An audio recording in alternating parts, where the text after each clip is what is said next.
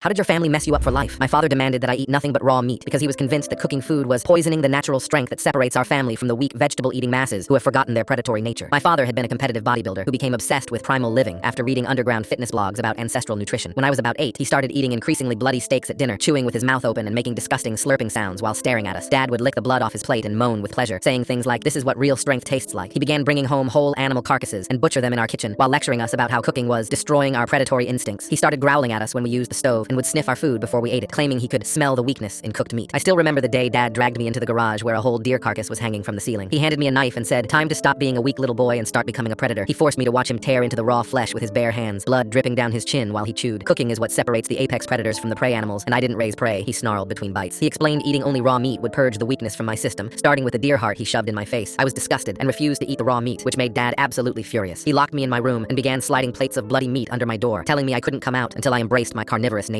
The smell was nauseating, and I would throw up just looking at the raw flesh, but Dad insisted this was just my body rejecting years of cooked food poison. He removed all other food from the house and monitored me constantly to make sure I wasn't secretly cooking anything. I started losing weight rapidly because I would rather starve than eat raw meat, and Dad celebrated this as proof that my body was purging toxins. The breaking point came when I got so hungry that I tried to sneak into the kitchen at night, and Dad caught me trying to cook an egg. He grabbed me by the throat and screamed, "You're choosing to be a weak little plant eater instead of the apex predator I'm trying to create." Then he took a handful of raw hamburger meat and shoved it all the way down my throat. I was not going to cave to Dad's awful demands, so I started secretly eating cooked food at school and telling teachers I needed to stay late for extra help so I could access the cafeteria. For almost a whole month, I managed to get one real meal per day by lying about academic struggles and eating normal food when Dad wasn't monitoring me. I felt human again, and my energy returned immediately, proving that Dad's theories were complete bullshit. I started researching foodborne illnesses and realized that Dad was poisoning me with bacteria and parasites. The constant fear that Dad would find out made me paranoid and jumpy, but having real food in my system gave me the strength to think clearly about a long-term plan. But before I could figure out a way to escape for good, Dad discovered my secret eating when he followed me to school and saw me eating a hot lunch in the cafeteria through the window. He dragged me out of school screaming that I had betrayed our family's evolutionary destiny. He chained me to a chair in our basement where he could force-feed me raw meat while lecturing me about genetic superiority. He hired a disgraced nutritionist who had lost his license for promoting dangerous diet theories, and this man moved into our house to monitor my food intake around the clock. The nutritionist convinced Dad that I needed isolation from all outside contact because cooked food addicts will try to sabotage your son's transformation. He said once his body accepts the raw meat, he'll be stronger than any human who's ever lived. They began forcing raw chicken and fish down my throat multiple times per day, but then it finally happened. The constant raw meat consumption gave me food so severe that it made me collapse and start convulsing on the basement floor while Dad and the nutritionist watched in horror. Dad finally realized that his raw meat obsession was actually killing me and panicked, calling 911 while screaming, "My son is dying from toxin withdrawal." When paramedics arrived, they immediately recognized the signs of severe foodborne illness and called the health department after seeing our raw meat storage setup. The nutritionist was arrested and Dad lost custody permanently. I'm 16 now and living with relatives, finally eating normal food. But I have severe stomach issues that I'll live with for the rest of my life because of what Dad did to me.